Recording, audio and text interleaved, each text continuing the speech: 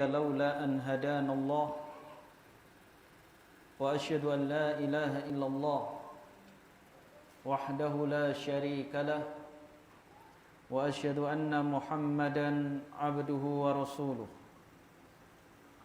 يا أيها الذين آمنوا اتقوا الله وقولوا قولا سديدا يصلح لكم أعمالكم ويغفر لكم ذنوبكم ومن يطع الله ورسوله فقد فاز فوزا عظيما أما بعد.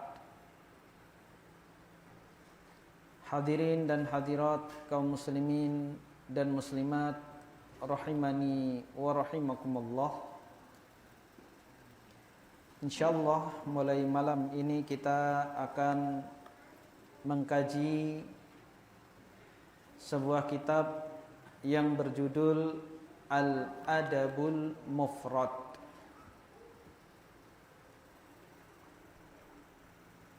Al-Adabul Mufrad adalah sebuah kitab hadis yang membahas tentang adab, yang ditulis oleh Al-Imamul Bukhari rahimahullahu ta'ala. Kita ketahui bahwa sumber agama Islam adalah Al-Quran dan hadis-hadis Nabi sallallahu alaihi wasallam.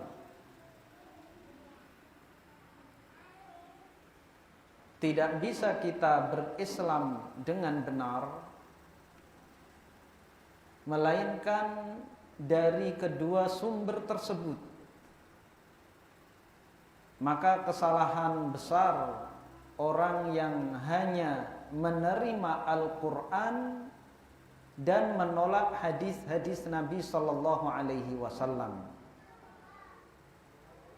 Karena hadis-hadis Nabi sallallahu alaihi wasallam merupakan penjelas, penafsir dari ayat-ayat Al-Quran. Karena kebanyakan ayat-ayat Al-Quran itu merupakan perintah dan larangan secara global. Dan bagaimana prakteknya serta perinciannya dijelaskan di dalam hadis-hadis Nabi sallallahu alaihi wasallam. Misalnya Al-Quran memerintahkan wa aqimus shalah wa atuz zakah. Tegakkanlah salat dan tunaikanlah zakat. Tidak pernah diterangkan di dalam Al-Quran bagaimana cara salat.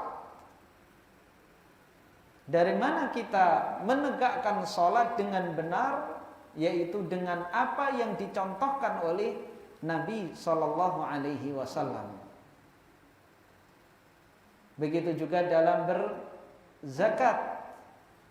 Kadar-kadarnya, ukurannya ditentukan oleh Nabi sallallahu alaihi wasallam.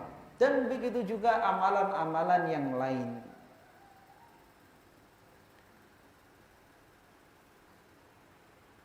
Dan hadis-hadis Nabi sallallahu alaihi wasallam jumlahnya sangat banyak sekali, ratusan ribu hadis dari Nabi sallallahu alaihi wasallam. Ini menunjukkan luasnya ajaran Islam. Dia mengatur seluruh aspek kehidupan seorang muslim. Tidak ada ajaran yang lebih sempurna daripada ajaran Islam.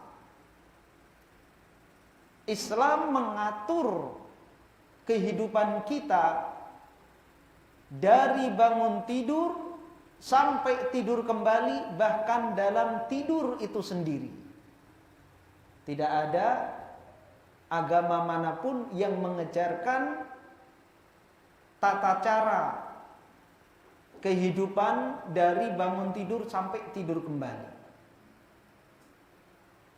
Bagaimana adab ketika bangun tidur, bagaimana adab keluar rumah, bagaimana adab berangkat ke masjid, bagaimana adab kepada suami, istri, anak, orang tua, kerabat, tetangga, bagaimana adab jual beli, bagaimana adab bercocok tanam, bagaimana adab mencari nafkah, bagaimana adab belajar dan mengajar, bagaimana adab makan dan minum, bagaimana adab membuang kotoran, bagaimana adab mandi, dan seterusnya.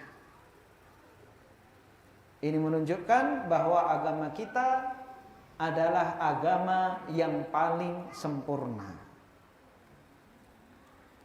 Kitab yang kita kaji ini adalah karya ulama besar Al-Imamul Bukhari, Amirul Mukminin fil Hadis,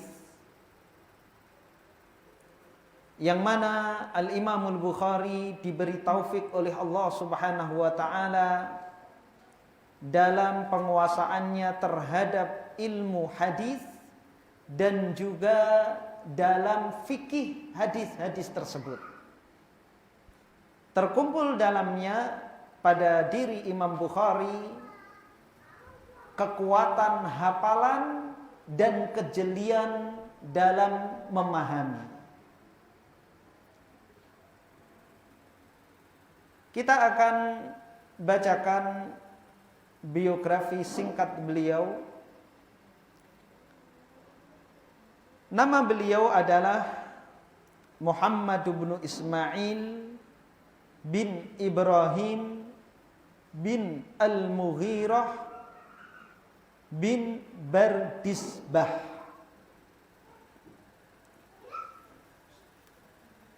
Bardisbah kakek Imam Bukhari ini adalah orang Majusi.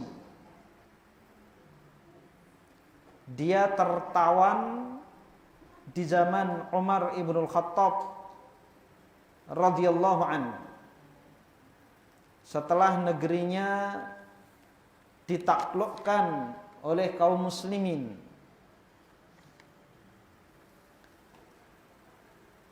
adapun putranya yang bernama Al-Mughirah ini mu'allaf, dia masuk Islam. Kemudian putranya Ibrahim, putranya lagi Ismail, putranya lagi adalah Muhammad, ialah Imam Bukhari. Adapun ayah Al-Imamul Bukhari, ia juga merupakan ulama besar. Kunyah Al-Imamul Bukhari adalah Abu Abdillah. Beliau adalah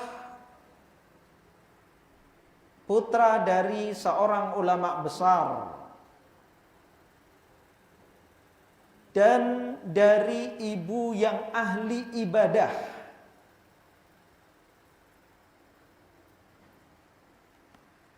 Al-Imamul Bukhari ditinggal wafat oleh ayahnya ketika masih kecil. Jadi beliau tumbuh berkembang dalam keadaan yatim. Maka jangan berkecil hati bagi anak-anak yatim. Banyak para ulama yang tumbuh berkembang menjadi ulama-ulama besar. Mereka adalah anak-anak yatim. Al-Imam Syafi'i, Al-Imam Rabi'ah Ar-Rai, bahkan Nabi kita Muhammad sallallahu alaihi wasallam terlahir dalam keadaan yatim, usia 6 tahun ibunya meninggal, usia 8 tahun kakeknya meninggal. Ibu Imam Bukhari ini terkenal dengan ibadahnya. Di waktu kecil Al-Imam Bukhari pernah buta matanya. Kemudian ibunya banyak berdoa dan menangis. Menangisnya bukan mengeluh kepada manusia. Menangisnya bukan di status Facebook. Menangisnya kepada Allah Subhanahu wa ta'ala. Maka suatu malam ia bermimpi bertemu Nabi Ibrahim alaihissalam. Dalam mimpinya Nabi Ibrahim mengatakan kepada ibu Imam Bukhari, "Ya hadhihi qad raddallahu ala ibniki basarahu likathrati bukaiki au kathrati du'aiki." Wahai wanita ini, sungguh Allah telah mengembalikan penglihatan putramu karena banyaknya nangismu atau banyaknya doamu. Maka inilah keutamaan seorang mengeluh, merengek kepada Allah. Kita ketahui Allah Subhanahu wa ta'ala itu senang kita meminta kepadanya. Dan ini salah satu yang membedakan antara sifat manusia dengan sifat Allah Subhanahu wa ta'ala. Sedermawan apapun manusia, kalau dimintai orang sekali, dua kali dikasih. Tapi kalau tiap hari meminta, lama-lama akan bosan. Atau kalau terus memberi, terkadang menganggap rendah orang yang meminta kepadanya.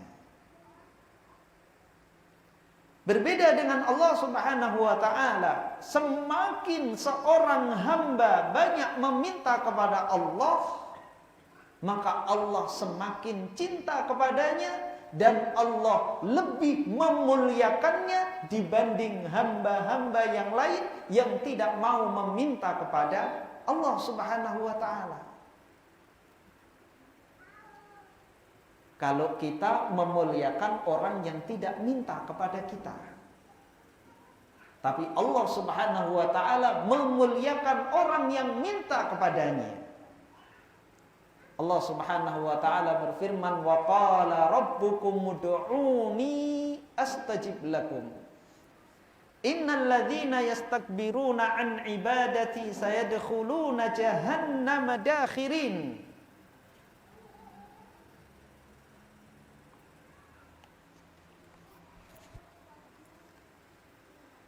Dan Rabb kalian Allah Subhanahu wa ta'ala berfirman, "Berdoalah kalian kepadaku, kepada Allah, niscaya aku akan kabulkan, aku akan ijabahi doa-doa kalian." Sesungguhnya orang-orang yang sombong tidak mau beribadah kepadaku, yang dimaksud ibadah di sini adalah doa. Orang yang sombong yang tidak mau berdoa kepadaku, niscaya mereka akan masuk ke dalam neraka dengan hina.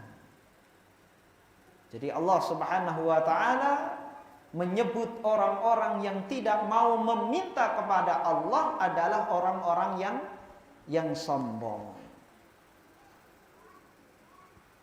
Doa adalah ibadah. Ketika seorang berdoa kepada Allah Subhanahu wa ta'ala, maka terkumpul pada dirinya dua hal. Yang pertama, pengagungan kepada Allah, dan yang kedua, pengakuan terhadap dirinya bahwa dirinya adalah makhluk yang lemah, yang butuh kepada Allah Subhanahu wa ta'ala. Menganggap dirinya lemah dan hina, dan dia yakin yang maha mampu hanya Allah Subhanahu wa ta'ala. Maka pantas orang yang tidak mau berdoa kepada Allah dianggap sombong. Karena orang yang tidak mau berdoa kepada Allah Subhanahu wa ta'ala tidak mengenal keagungan Allah atau bahkan tidak mempercayai keagungan Allah Subhanahu wa taala. Dalam waktu yang sama dia menganggap bahwa dirinya mampu tanpa bantuan dan pertolongan Allah Subhanahu wa taala. Kita lanjutkan. Al-Imam Al-Bukhari dilahirkan pada tahun 194 Hijriah, yang mana beliau dilahirkan di hari Jumat pada tanggal 12 atau 13 Syawal. Ada dua riwayat yang menyebutkan 12 atau 13 Syawal. Beliau memulai menuntut ilmu setelah lulus dari Kutab, yang saat itu usia beliau masih sangat muda belia. Ketika beliau usia 10 tahun atau kurang dari 10 tahun.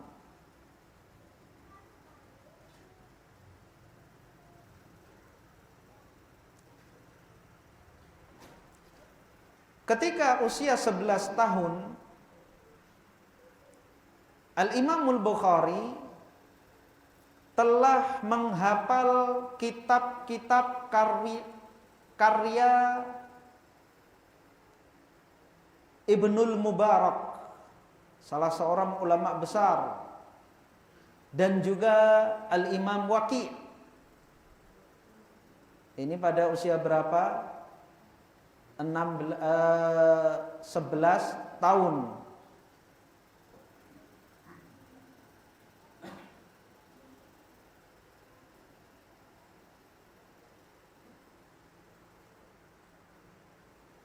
Afwan. Ketika usia 10 tahun atau kurang, beliau mulai menghafal hadis. Tatkala berusia 16 tahun, ya.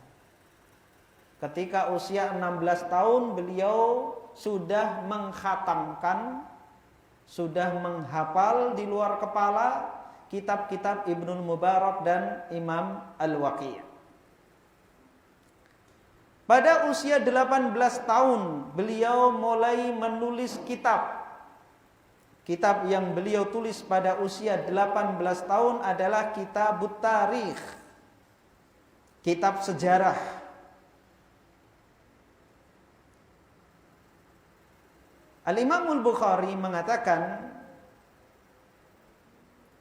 pada kitab tersebut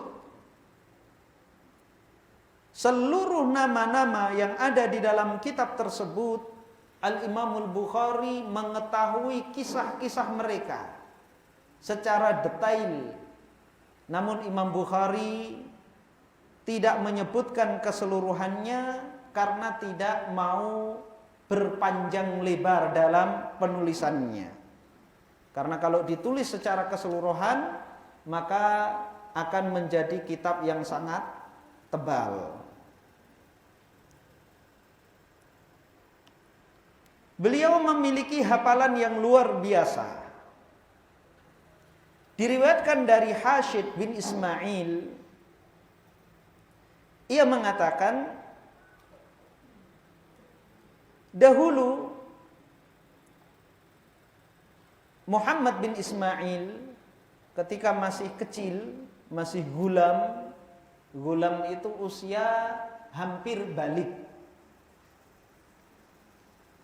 Dia bersama para penuntut ilmu mendatangi guru-guru hadis di Basrah, syekh-syekh hadis di Basrah. Semua penuntut ilmu mencatat. Adapun Al-Imam Al-Bukhari tidak mencatat. Dia hadir, duduk, tidak mencatat. Yang lain mencatat. Itu berlangsung selama beberapa hari. Maka kawan-kawannya mengatakan, apa yang engkau lakukan? Kami tidak melihat engkau menulis. Mendengar ucapan itu, Al-Imam Al-Bukhari mengatakan, kalian memojokkan aku. Lihat catatan-catatan kalian. Kemudian Imam Bukhari menyebutkan semua hadis yang mereka dengar dan mereka catat. Sebanyak 15.000 hadis. Dan tidak ada yang keliru dari catatan mereka, justru mereka merujuk kebenaran catatan mereka dari hafalan Imam Bukhari. Kapan itu terjadi? Ketika beliau masih gulam, belum balik. Datang ke beberapa guru hadis, yang lain mencatat, Imam Bukhari tidak mencatat. Namun ternyata yang mencatat kalah hafalannya. Insya Allah di sini yang tidak mencatat mengikuti Imam Bukhari.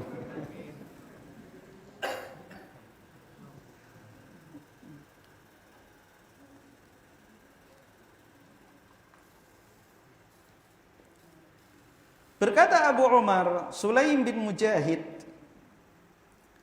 kuntu inda Muhammad bin Sallam al-Bikandi. Aku dahulu berada di sisi Muhammad bin Sallam al-Bikandi, seorang ulama ahli hadis.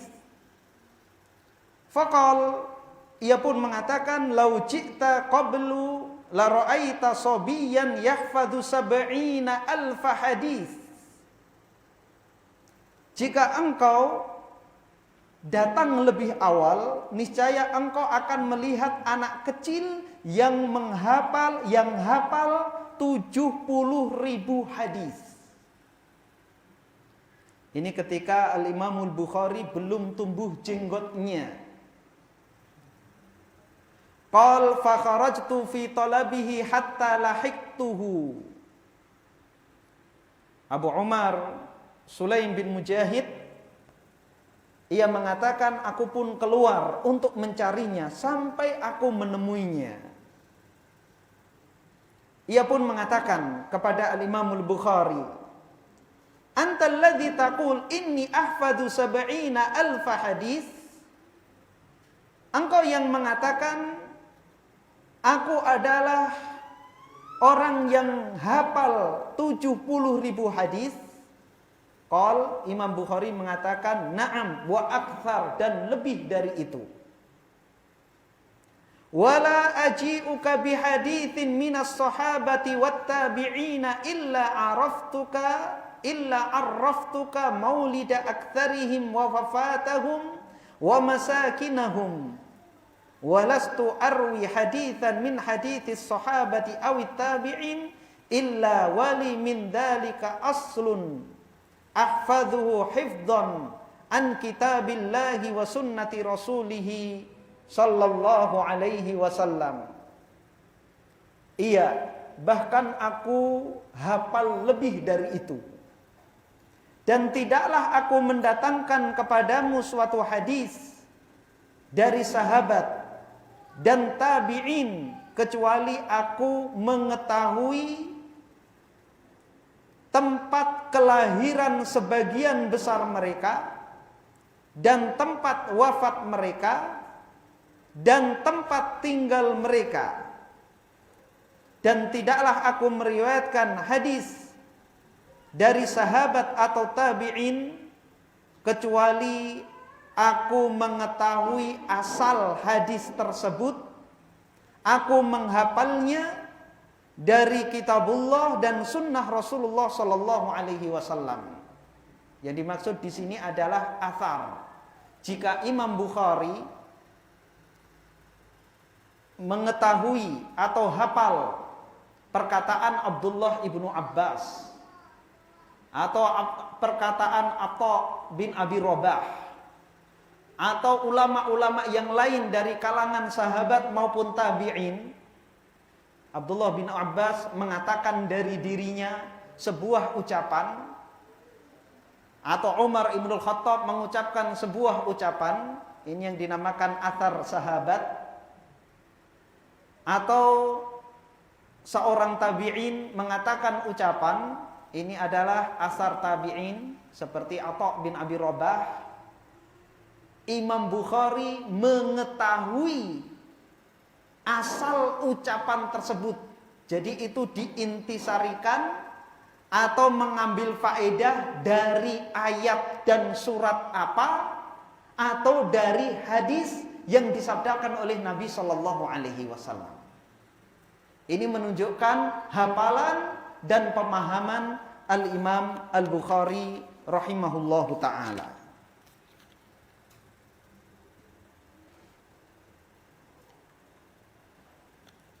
Al-Imam Al-Bukhari juga mengatakan, ahfadhu mi'ata alfi hadithin sahih. Aku hafal 100.000 hadis sahih. Wa ahfadhu mi'atai alfi hadithin ghairi sahih. Dan aku hafal 200.000 hadis yang tidak sahih.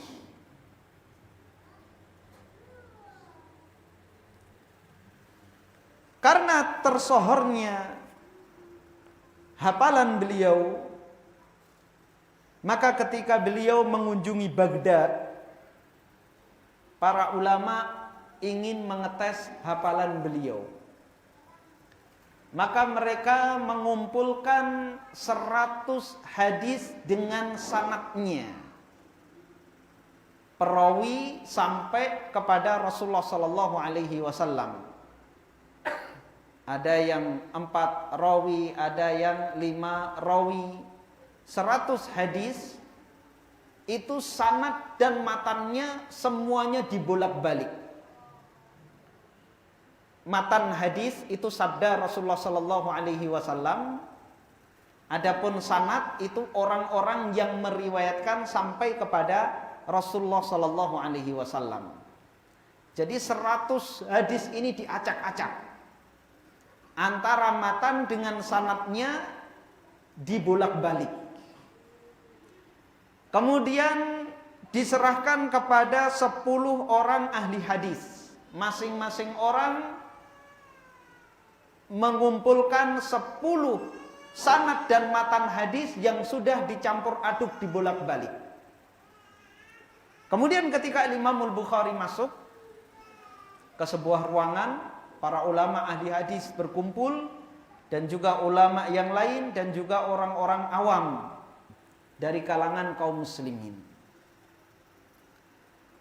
10 orang ini mulai membacakan hadis-hadis yang telah mereka bolak-balik antara matan dengan sanadnya. Orang pertama menyebutkan 10 hadis yang sudah dibolak-balik. Setiap hadis yang dibacakan, maka Imam Bukhari mengatakan, la a'rifuhu, aku tidak mengenal hadis ini. Orang-orang awam dalam hati mereka, ternyata orang ini tidak paham. Yang dimaksud adalah Al-Imam Bukhari. Ternyata tersohor namanya, tapi enggak sehebat yang kita kira. Adapun ulama ahli hadis, mereka saling berpandangan dan mereka menganggukkan kepala mereka, mengatakan orang ini paham. Inilah satu kejadian, itu berbeda di mata orang alim dengan di mata orang bodoh. Ketika Imam Bukhari mengatakan, saya tidak mengenalnya, saya tidak mengetahuinya, orang bodoh mengatakan dia bodoh. Tapi orang alim mengetahui. Ketika Imam Bukhari mengatakan aku tidak mengenalnya, memang hadis itu tidak ada dengan sanad dan matan seperti itu. Kemudian orang kedua membacakan 10 hadis, orang ketiga sampai orang ke-10. Semuanya Imam Bukhari mengatakan saya tidak mengenalnya. Kemudian setelah selesai orang ke-10 membacakan hadis, maka Imam Bukhari mengatakan kepada orang yang pertama, hadis yang engkau sampaikan itu yang benar seperti ini. Hadis pertama seperti ini, hadis kedua seperti ini, hadis ketiga seperti ini, sampai hadis ke-10. Dikembalikan sanad dan matannya ke tempat asalnya, ke tempat yang benar. Baru saat itu orang-orang bodoh yang mengatakan dia tidak paham mulai manggut-manggut telat.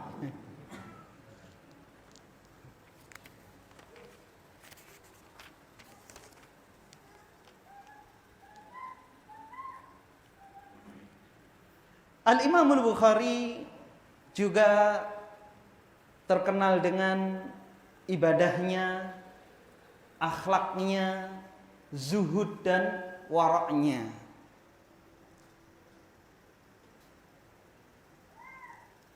Beliau mengatakan, "Ma wada'tu fi kitabi as-sahih haditsan illa tasaltu qabla dzalika wa shallaitu rak'atain."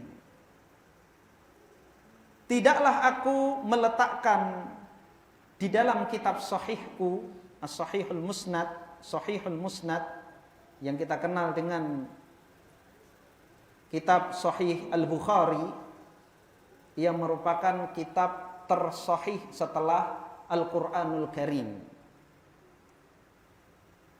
Tidaklah aku meletakkan satu hadis di dalam kitab sahihku kecuali aku mandi sebelum itu dan sholat 2 rakaat, sholat istikharah.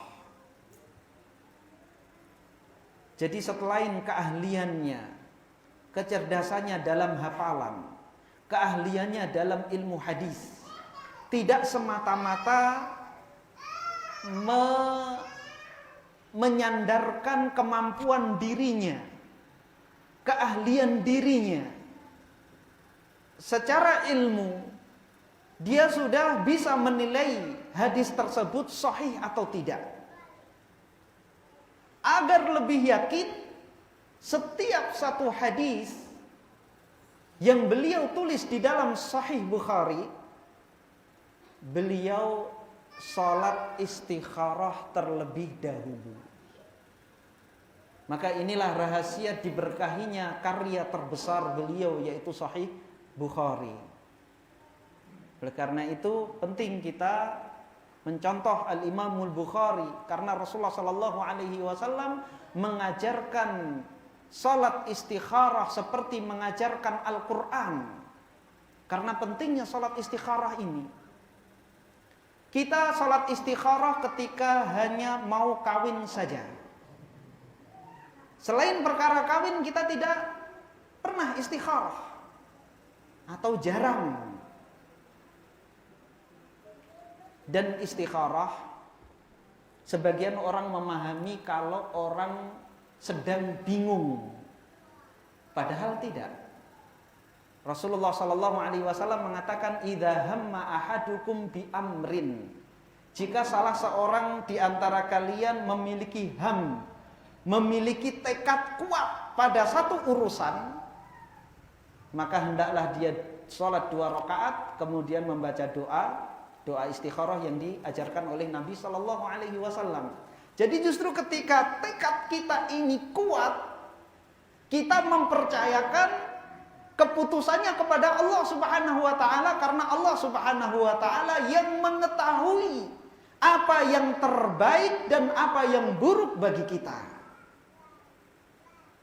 Maka ketika kita mau buka usaha, salat istikharah, meskipun secara logika penilaian kita itu bakal menguntungkan, misalnya kita sudah hitung dengan cermat, kita sudah baca potensi-potensinya, kita juga ahli pengalaman, maka hendaklah kita sholat istikharah terlebih dahulu.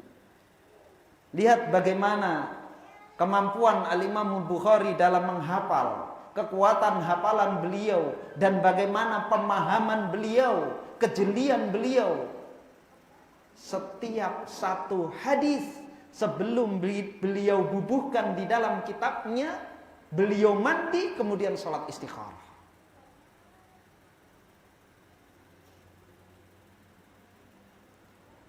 Ini mengenai ibadah Al-Imam Bukhari. Kita lihat bagaimana akhlak beliau. Beliau adalah orang yang wara', sangat hati-hati dari barang yang haram, harta yang haram. Dan beliau orang yang sangat amanah. Diriwayatkan suatu ketika beliau memiliki barang, kemudian datang para pedagang menawarkan harga kepada beliau sebesar 5.000 dirham. Kemudian Imam Bukhari mengatakan, pergilah kalian dan datanglah besok. Aku akan berikan barang-barang ini. Sepakat dengan para pedagang yang datang tadi sebesar 5.000 dirham. Besoknya ada pedagang-pedagang yang lain. Datang beberapa pedagang kepadanya menawarkan harga 10.000 dirham, 2 kali lipat. Pedagang-pedagang tersebut mengatakan, berikan barangmu kepadaku, kami beri harga 10.000 dirham. Al-Imam Bukhari mengatakan, aku telah berjanji kepada para pedagang kemarin untuk memberikan barang ini kepada mereka. Jadi ini menunjukkan amanahnya Imam Bukhari, padahal belum DP. Ya. Ini tentunya jauh daripada muamalah sebagian kita. Sudah dibayar lunas, barang belum diambil. Besok ya Pak, saya belum ada kendaraan nih, besok saya akan sewa pickup dulu. Oh ya, nggak apa-apa. Datang orang memberikan harga lebih mahal sedikit, nggak sampai 2 kali lipat. Ya udah, ambil dulu, nanti yang itu saya carikan lagi. Besoknya datang ngeles, paling pinter kalau ngeles. Maka ini juga termasuk rahasia kecerdasan dan keilmuan pemahaman Imam Bukhari. Ini tiada lain karena kewaraan beliau. Jadi kalau makanan yang kita makan itu adalah makanan-makanan yang halal, insya Allah akan mempermudah urusan kita, termasuk juga membantu kita mudah untuk memahami ilmu agama. Wattaqullah wa yu'allimukumullah. Allah Subhanahu wa taala berfirman, bertakwalah kepada Allah, niscaya Allah Subhanahu wa taala akan memberi ilmu kepada kalian. Jadi modal utama untuk mendapatkan ilmu, baik itu hafalan maupun pemahaman, adalah ketakwaan kepada Allah Subhanahu wa taala.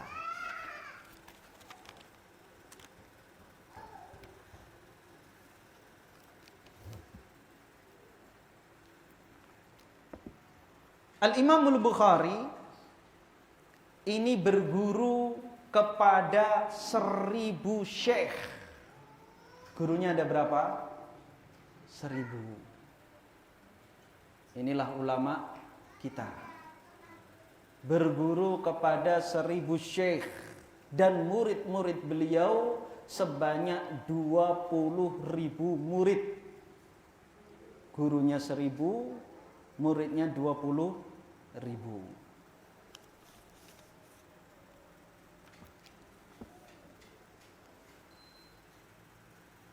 Al-Adabul Mufrad, kitab yang akan kita kaji, Kenapa dinamakan Al-Adabul Mufrad? Kita ketahui Al-Imam Al-Bukhari memiliki karya yang paling populer adalah Sahihul Musnad, yang kita kenal dengan Sahih Bukhari. Di dalam Sahihul Musnad, Al-Imam Al-Bukhari menyampaikan seluruh permasalahan agama, akidah, keimanan, ibadah, adab, akhlak, muamalah, semuanya ada di dalam Sahih Bukhari. Di dalam Sahih Bukhari pula ada bab tentang adab, bab tersendiri tentang adab. Dan Imam Bukhari merasa bahwa bab yang ada di dalam Sahih Bukhari itu masih kurang. Maka beliau menyendirikan bab tersendiri, afroda yufridu, itu artinya menyendirikan. Mufrad itu isim maf'ul yang artinya tersendiri. Jadi adabul mufrad adalah bab tersendiri tentang adab. Kumpulan hadis-hadis tentang adab tersendiri di dalam adab. Sudah waktunya azan? Silakan azan dulu.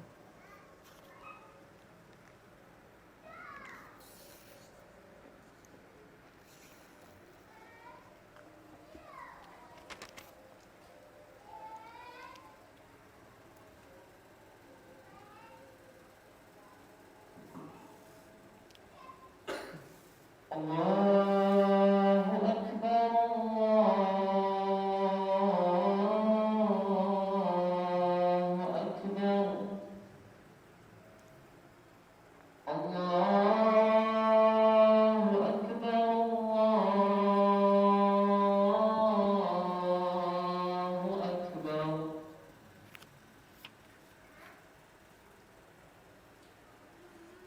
Asyhadu an la ilaha illallah.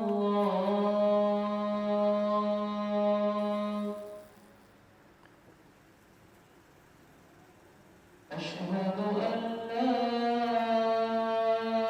ilaha illallah.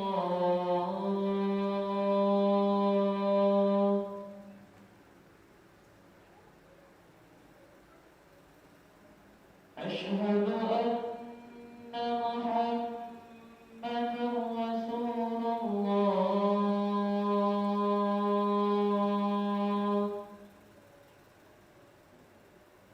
Asyhadu anna Muhammadan Rasulullah.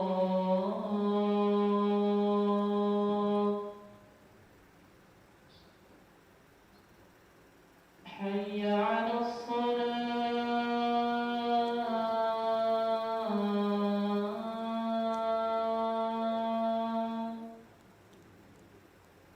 Hayya 'alas salah.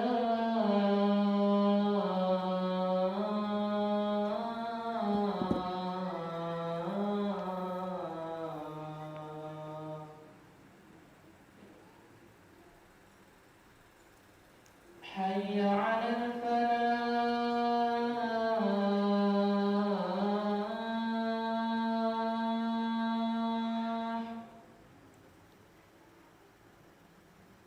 Hayya 'alal falah.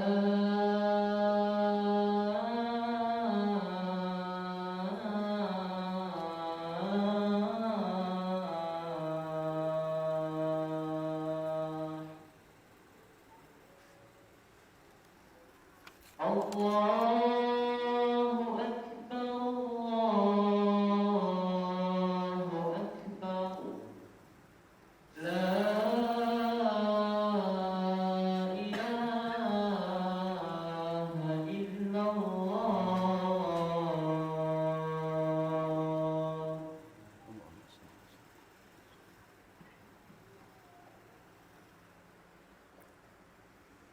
Kita lanjutkan. Di dalam Sahih Bukhari terdapat 600.000 hadis. Adapun di dalam kitab Adabul Mufrad ini terdapat 1322 hadis beserta athar dari sahabat maupun tabi'in. Kemudian standar yang diberlakukan oleh Al-Imam Al-Bukhari dalam kitab sahihnya berbeda dengan Al-Adabul Mufrad. Di dalam kitab sahihnya Al-Imam Al-Bukhari tidak memasukkan kecuali hadis-hadis yang sahih. Adapun di dalam Al-Adabul Mufrad, Al-Imam Al-Bukhari juga memasukkan hadis-hadis yang dhaif.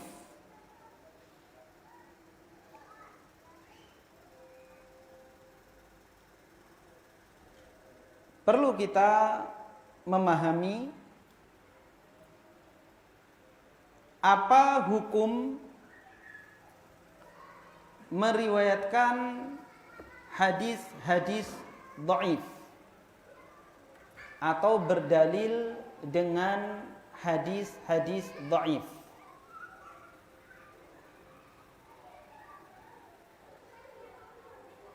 Dalam keutamaan-keutamaan amal, fadailul a'mal, fadilah-fadilah amalan, atau di dalam at-targhib wa tarhib, dalam memberikan motivasi pada sebuah amalan atau menakut-nakuti dari sebuah larangan. Ini terkadang para ulama menyebutkan hadis-hadis sahih tentang keutamaan perintah amalan tersebut atau ancaman dari larangan tersebut. Namun para ulama tidak sembarang mencantumkan hadis-hadis dhaif. Syekh Muhammad Nasiruddin Al-Albani mensyaratkan 3 syarat. Dan ini beliau ambil dari ulama-ulama terdahulu yang meriwayatkan hadis-hadis dhaif dalam Fadailul A'mal.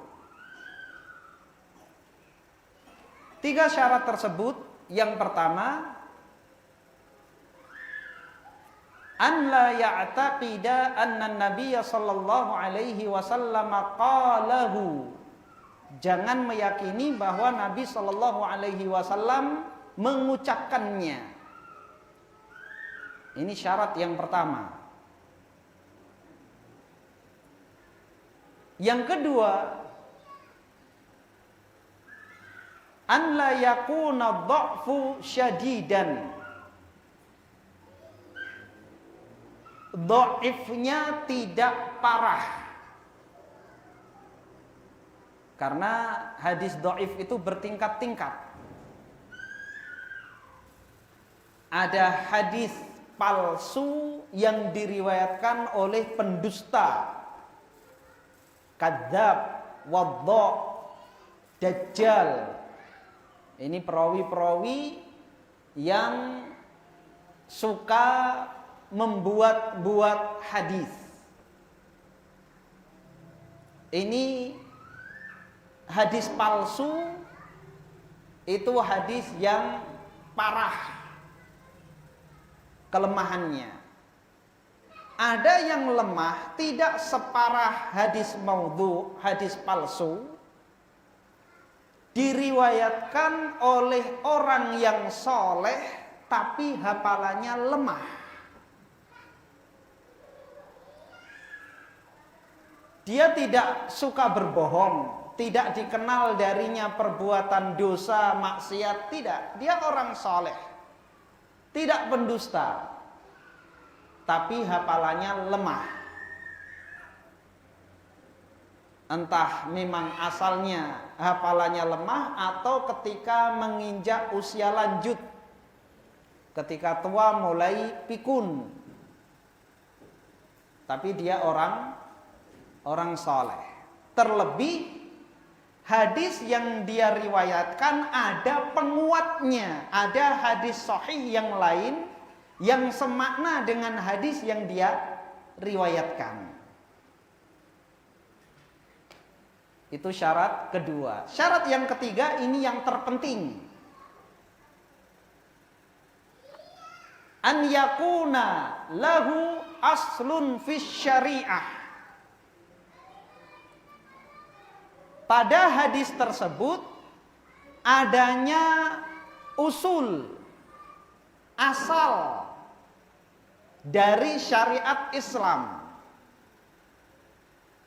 Apa maksudnya? Ada perintah tentang amalan tersebut. Namun fadilahnya seperti ini, seperti itu tidak ada di dalam hadis-hadis yang sahih. Kemudian ada hadis yang dhaif, yang tidak parah kedhaifannya, menyebutkan keutamaan amalan tersebut. Maka yang seperti ini tidak mengapa diriwayatkan untuk membangkitkan semangat orang untuk beramal. Asal amalnya ada. Karena ketika seorang mengamalkan amalan tersebut, ketika dia mengamalkannya karena termotivasi dengan fadilah tersebut, jika seandainya hadisnya memang tidak ada, dia tidak terjatuh pada kesalahan karena mengamalkan amalan tersebut, karena memang perintahnya ada. Berbeda dengan jika tidak ada sama sekali asalnya, kemudian ditunjukkan fadilah-fadilahnya, maka ketika orang beramal dia akan jatuh pada kesalahan. Karena memang asalnya tidak ada. Rasulullah tidak pernah memerintahkan, Rasulullah tidak pernah mencontohkan, maka bagaimana kita mengamalkan meskipun ada 1000 fadilah? Kita contohkan hadis dhaif yang ada asalnya di dalam syariat. Di dalam kitab Adabul Mufrad yang kita kaji, di antaranya hadis nomor 22. Haddatsana Asbagu binul Faraj qal akhbarani binu Wahbin an Yahya bin Ayyub an Zabban bin Faidin an Sahl bin Muadzin an abihi qal, telah bercerita kepadaku Asbag binul Faraj, ia mengatakan telah mengkhabarkan kepadaku Ibnu Wahab dari Yahya ibnu Ayyub, dari Zayyan ibnu Faid, dari Sahl ibnu Mu'ad, dari ayahnya, ia menuturkan, qala Nabi sallallahu alaihi wasallam, Nabi sallallahu alaihi wasallam bersabda, man barra walidayhi tuba lahu zadallahu azza wa jalla fi umrihi. Barang siapa berbakti kepada kedua orang tuanya, maka berbahagialah dia, keberuntungan baginya. Allah akan menambahkan umur padanya. Hadis ini dhaif. Namun kita ketahui bersama bahwa perintah berbakti kepada kedua orang tua banyak di dalam ayat-ayat Al-Quran dan banyak di dalam hadis-hadis Nabi sallallahu alaihi wasallam. Kedhaifan hadis ini, di situ ada perawi Zabban ibnu Faid. Dia ini perawi yang dhaif meskipun dia orang saleh. Kita ketahui banyak perintah di dalam ayat-ayat Al-Quran dan hadis-hadis Nabi Sallallahu Alaihi Wasallam untuk berbakti kepada kedua orang tua. Ketika seorang termotivasi dengan hadis ini agar dipanjangkan umurnya, kemudian dia menambah baktinya kepada orang tua, salah tidak? Tidak salah. Dia melakukan amalan yang benar. Adapun balasan ini bisa jadi ada, bisa jadi tidak. Terlebih hadis ini ada penguat dari hadis yang lain. Hadis yang sahih, Rasulullah sallallahu alaihi wasallam bersabda, "Man ahabba an yungsa'a lahu fi atharihi wa yubsatu lahu fi rizkihi falyasil rahimahu." Barang siapa yang ingin dipanjangkan umurnya dan dilapangkan rizkinya, maka hendaklah dia menyambung tali silaturrahim. Dan silaturrahim yang paling utama dan pertama adalah kedua orang tua kita. Jadi ada penguat dari hadis sahih. Maka tidak tertutup kemungkinan bahwa hadis ini benar. Fadilah dalam hadis ini benar. Berbeda jika seandainya menyebutkan keutamaan sebuah amalan, misalnya sholat anu. Keutamaannya seperti ini, seperti itu, banyak sekali. Atau puasa anu. Keutamaannya seperti ini, seperti itu. Tapi Nabi tidak pernah memerintahkan. Nabi tidak pernah mengerjakan. Maka jika seorang mengerjakannya karena termotivasi dengan hadis-hadis palsu tersebut, maka dia akan tetap terjatuh pada kesalahan karena dia mengamalkan suatu amalan yang tidak dicontohkan oleh Nabi Sallallahu Alaihi Wasallam. Karena memang asalnya tidak ada. Jadi ini perlu kita bedakan.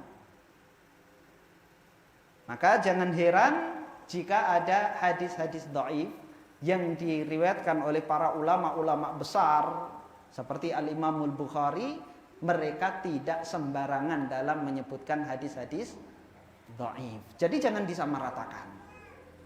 Begitu juga dalam larangan, di dalam Al-Kabair, Al-Imam Az-Zahabi menyebutkan hadis-hadis ancaman dari larangan-larangan, semisal homoseksual. Menyebutkan di antara ancaman-ancamannya hadis-hadis dhaif. Tapi asal larangannya itu ada. Agar orang lebih takut, Al-Imam Az-Zahabi menyebutkan hadis-hadis yang dhaif. Yang mana asal larangannya ada. Jadi ini syarat yang ketiga, ini syarat yang terpenting. Pada fadilah-fadilah amalan tersebut ada asal di dalam syariat Islam. Wallahu ta'ala a'lam bishawab. Ya, waktu sudah habis. Insyaallah kita akan lanjutkan pada lain waktu. Kita tutup dengan doa kafaratul majelis. Subhanakallahumma hamdika asyhadu an la ilaha illa anta astaghfiruka wa atubu ilaik. Assalamualaikum warahmatullahi wabarakatuh.